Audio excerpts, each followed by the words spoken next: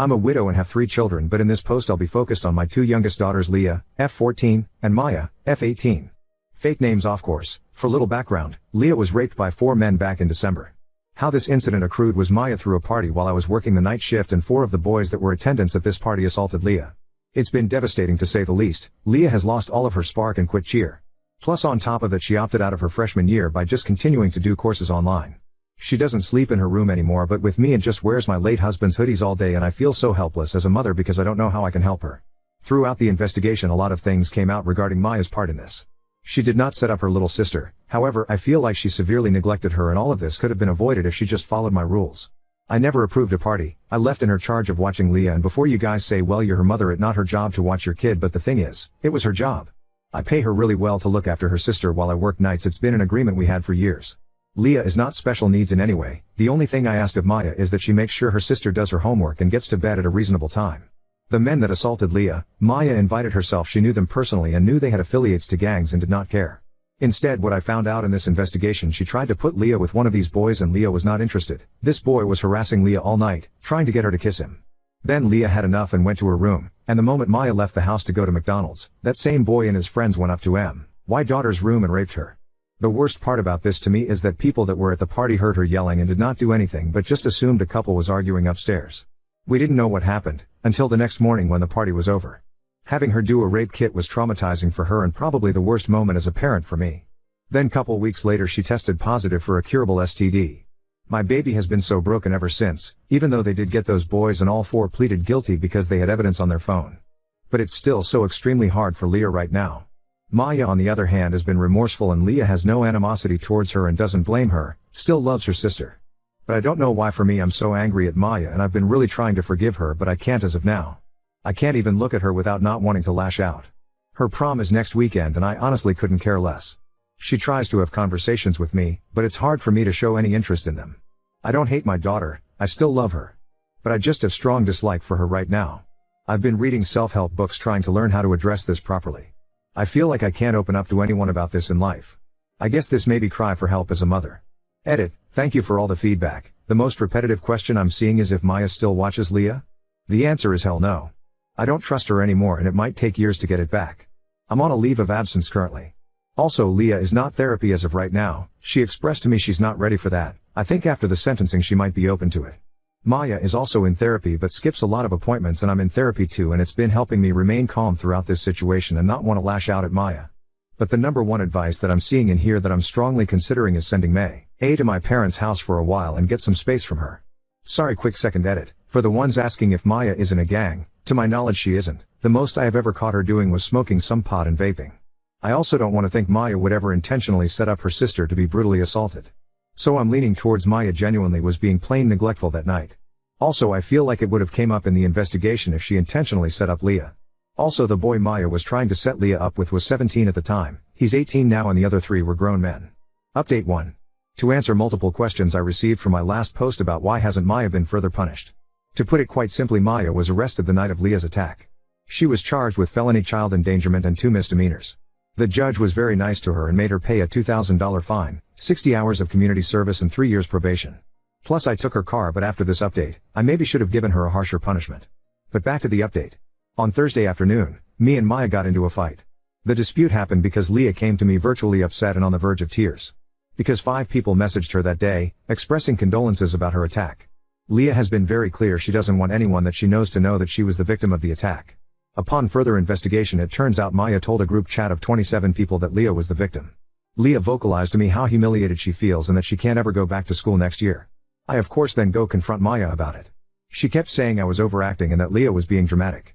I tried to reason with her to see how she hurt her sister and she did not see the issue. She stopped me off mid-lecture from me and said, "Jesus Christ, Mom, you need to let her deal with this shit instead of always rushing to her defense. Leah is not different from her women in the world that deal with rape, at least they don't make it their entire personality like she does. Also, she's fine." I literally overheard her talk to a boy on the phone last night. It just clicked for me at that moment that she was not actually remorseful at all and that I just witnessed her mask slip. I just responded with "pack your shit up," and that she will be staying with my parents until I allow her back. That's exactly what she did. But the next morning I got a text from Maya to meet her at her therapist appointment that was later that day. Looking back, I wish I had never gone because her therapist majority of the visit only saw her POV, but at the start of the appointment, it opened up with Maya apologizing and explaining her thought process of why she told her friends, and it was because she was venting. Plus she didn't think of it as a big deal because it's public case that was on the news, and Leah seems fine these days. Leah is listed as a Jane Doe and not named nowhere, but I digress. We then get into the nitty-gritty of it all. Maya then tells me in front of the therapist that she feels emotionally neglected by me and that I never seemed to care about her trauma when it came to the situation. Which is for her is having to stay in jail for a weekend and losing one of her friends, which is one of Leah's literal rapist. I wish I can say I'm joking, but I'm dead serious. We were talking about that for the first 30 minutes. Her therapist was guilt-tripping me for not being more emotionally there for Maya and that I should try to see as her mom since their father is no longer with us. But call me an awful parent, but I don't want to be emotionally there for Maya if it involves me having to help her mourn the friendship of the person that ruined her sister's life. The therapist was on one, especially since she kept referring to what happened to Leah as an accident, or that Leah seems happier these days because that's what Maya has been telling her, when Leah is quite literally high off antidepressants and still scores extremely low on the mental health evaluation. But I finally just had an outburst. Feel free to skip over the next paragraph, because there is a massive trigger warning. I get very graphic here. But I'm just reiterating what I said. What I said to both Maya and her therapist was, I think it's kinda disgusting that the two of you are refusing to acknowledge Leah's trauma in this and keep referring to it as an accident. You spent a weekend in jail, while your sister was in the hospital suffering from something your friend did to her. Ironically enough, if you ever listen to Leah, she has said that friend of yours was the most violent towards her during the attack and was the catalyst for the majority of injuries she sustained, including strangling her. So for you guys to sit here and berate me for not caring that you lost your friend because of something terrible your friend did to your sister is absolutely disgusting. My biggest regret right now is helping you obtain a lawyer. I should have let you rot in that cell and let you figure it out yourself. Maya started sobbing in the office at this point and saying it wasn't fair that I blamed her for what happened to Leah. She told me the only thing she was trying to do was have Leah come out of her shell because she kept hovering next to her at the party. The therapist then interjects and asks Maya how did Leah respond to her when she apologized. Maya in such a defensive manner says, apologize for what? I didn't rape her. Even the therapist was shocked when she said that, and at that point, I heard enough and stood up, threw my hands up, and left. I haven't spoken to Maya since then, and this was Friday afternoon. Maya has been texting me and calling me begging to come home so she can apologize to both me and Leah. But I don't know at this point. I never thought I would be that parent that will have to go no contact with my daughter. But I don't know if I can stomach being around her. I can't trust her and she's not remorseful whatsoever about what happened. A part of me wants to try to make it work for the sake of Leah because she asked yesterday if she ruined our family. And that broke my heart. Leah loves and looks up to Maya, and I don't think she can comprehend at this time that Maya also failed her. I'm just stuck, or tell me if I'm wrong for not understanding Maya. I'm sorry for the not so happy update. So I should say what happened that morning at this point. I come home at 8:30ish am from work and my house was trashed and couple of Maya's friends were still there. I of course argued with Maya for a bit about throwing a party, and I go check on Leah and she wasn't in her room but her sheets were bloody, so I thought maybe it was time of the month and that she was showering or sleeping in my bed. But when I checked my room I did not see her. I started calling Leah and her phone did ring and I heard it come from my closet. It's a walk-in, and I see her wrapped in a blanket like a cocoon.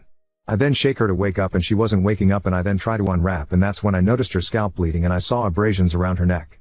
So I started screaming someone call 911, and Leah starts waking up in the ambulance and she starts crying, and the first thing she told me is Maya's friend raped her and that she can't get up because she's in so much pain. When the police and ambulance show up, and I honestly didn't care about Maya in that moment, all I told her was to be honest with the police and she should be fine. I didn't know what I know now at this point. They take her to precinct and the cops interrogated her, and after getting a medical report for what happened to Leah, they decided to charge her with child endangerment. I did not see Maya's reaction to when they told her about what happened to Leah. But when she saw Leah once she got out of jail, she gave her a big hug and I thought it was a sweet moment. The only red flag that stands out to me from that time is, Maya did not cooperate fully about giving out names because she said she forgot. Luckily DNA results from the crime scene and on Leah, which all 4 of Leah's rapists were already in the system for other crimes. One even being on probation, so they were easy to find, and it was dominoes effect after that. So my oldest is my son. He got married a month before everything went down, and I didn't want to drag him in too much about Maya, because I want him to enjoy the newlywed phase with his wife. Him and his wife are very supportive, and his wife takes Leah all the time for sleepovers or just to get her out of the house. Update 2. I know I'm probably not alone with dealing with this, but my daughter, F14, has been so extremely depressed, rightfully so. She went through 2 traumatic events in the span of 4 years at her young age. She was sexually assaulted back in December and she lost her dad 4 years ago. I just remember when I was 14 I felt like the world was against me, and I had both of my parents on my side, and I never been through an assault, so I can't comprehend what she's going through right now. This morning I overheard her crying in the bathroom and I asked her if she was fine and she quickly said she's okay. It just makes me feel so helpless as her mom that I can't help her or take away any of that pain she's feeling. I can't even fully relate to her. Because I haven't been sexually assaulted before and both my parents are still alive. So I feel like I'm a horrible mom because I can't guide her and help her with the situation at hand. I feel like as a mom I should have all the answers and I don't. I just know in her head every time I try to comfort her she thinks, what is this woman talking about, because I feel like I don't know what I'm talking about 99.9% of the time. So any other moms that can relate, please drop some helpful tips. I have 3 kids, M24, F18, and F14. My late husband died, very unexpectedly 4 years ago due to COVID. He didn't have a will, but we had a life insurance policy that provided a $360,000 death benefit. As his spouse, I received the full amount. I decided to divide the money 4 ways. I would get $120,000, and each of my 3 kids would get $80,000. At the time, my daughters were both minors, so I told them they could access their full amount when they turned 18. However, if they ever wanted to do something pricey, I would allow them to use some of their share. Most of their needs were taken care of by me. My son was over 18, so I gave him his share right away. This arrangement was a verbal agreement, and I intended to follow through with it fully. Recently, however, my middle daughter, we will call her Maya, was arrested in December for child endangerment because she severely neglected her little sister, leading to something awful happening under her care. She had to use some of her $80,000 to pay for lawyer and court fees, which left her with about $65,000. Fast forward to today, and my youngest daughter is still struggling significantly. During her checkups, she scores very low on mental health evaluations and is on a high dosage of antidepressants. She often jokes that if she were to tell us or the doctors how she truly feels, she would be put in a psych ward. Maya no longer lives with us as I felt her presence was doing more harm than good to her sister. She's staying with my parents for now but has been begging me to give her the money I promised after she graduated. I've been hesitant to do so. My sister, who is familiar with the situation, believes Maya doesn't deserve the money and that I should use it to stay home longer with my youngest, who will be alone during the day once I return to work soon. With my youngest declining mental health and school being out, I'm very worried about her. Maya is about to go off to college, and I know most of the money would go toward that. However, I'm still very angry with Maya for the pain she caused her sister. I'm having a hard time making this decision. So, would if I kept her inheritance? Edit. I didn't expect so many comments, but I reading through all them, to the ones that are asking what would husband say if he was here. I honestly don't know, that's why I'm conflicted. A part of me want to think he would honestly say for me to give Maya the money so she go to college, because college was important to him. But also another part of me knows if he heard the details about what happened to Leah he would be way brutal than I am and disown her permanently, so it's hard to make a call on what would he want when I don't know. Update 3. My daughter Leah has been having a tough time with the aftermath of her rape last December. This past week has been particularly the worst for us. It started last Tuesday when a sheriff and another official visited our home. They informed us that one of Leah's rapists, the one who filmed the assault, had shared the video within a group, and now it's circulating on parts of the dark web. The video was filmed in Leah's room. It contained identifiable objects that revealed where she went to school. I was devastated upon hearing this news. Leah's reaction surprised me. She didn't cry or show much emotion. Instead, she simply shrugged and said, "I figured," before just sitting there in silence. The officials reassured us that it's uncommon for perpetrators to surface in such cases, but they felt obligated to inform us for safety reasons. After they left, Leah resumed acting as if nothing had happened, almost overly cheerful. I attempted to discuss it with her several times, but she avoided the topic. This behavior persisted throughout the week until she unexpectedly revealed that she had written a victim impact statement and wanted to read it herself in court, rather than allowing the prosecutor to do so. She felt that since there was no trial, only the charges against the rapist were known, not the details of what she endured. Her statement is a detailed account of that horrific night, but she has yet to read it to me in its entirety because she breaks down in tears every time she tries. That moment was the only time I saw her express emotion all week, until Saturday night. That evening, Leah appeared unusually cheerful again and mentioned going to bed early around 8 p.m. I didn't think much of it until I received a call from one of Leah's closest friends' mother. She was concerned because Leah's last message to her daughter was a note expressing love and asking her to check on her. I rushed to Leah's room and found she had attempted to overdose on ZQuil. As a nurse, I knew she would recover, but seeing her wake up in the hospital was heartbreaking. She screamed, "Why couldn't you just let me die? I want to die, Mom. I'm tired of feeling their hands on me. I want it to stop. Please let me die." They had to sedate her to calm her down. Following this, Leah was placed under a 72-hour psychiatric hold and subsequently transferred to a mental health facility with peers her age. The staff recommended extending her stay beyond the initial hold, but Leah has been struggling, especially with a male staff member, possibly a psychiatrist, who she says is asking invasive questions about her sexuality, causing discomfort. Staff members informed me she isn't participating in group activities and appears standoffish. They even proposed restricting her ability to contact me as a consequence, though I requested they hold off on implementing such measures.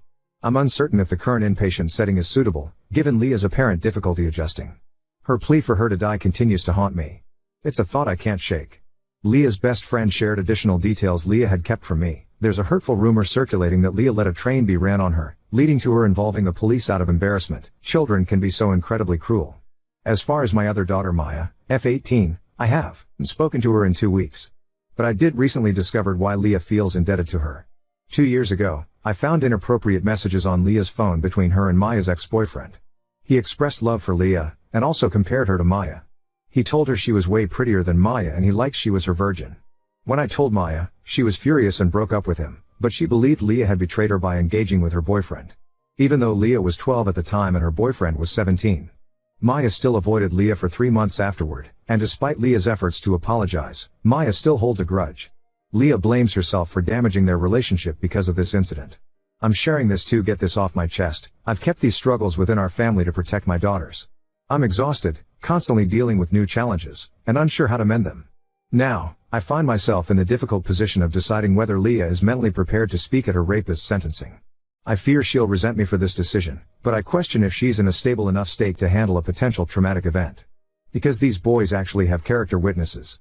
Update 4. More information on the psych, so I talked to Leah further about what the psych said to her make her uncomfortable. She told me when I left they made her sit down with him one-on-one. To basically debrief why she was there and what's causing her to have these thoughts, and she opened up to him and told her about the rape. However, he asked her if this was her only sexual experience and she told him yes. But he kept questioning her like he didn't believe it was her only experience and saying to her that he won't tell me if it wasn't that she can say it, and she kept having tell him no, that was her only experience. Then he asked about her sexuality, if she's still attracted to men, and she just told him that she doesn't think about relationships right now. He just said that she felt weird about him asking a lot of questions about her sex life. When it was just those two alone in a room with the door closed. I'm not gonna accuse the psych of being a creep, because maybe he was simply doing his job, but I feel like he should have known to have a female staff ask her those questions. Or just have a woman present. He had have seen her chart before he seen her.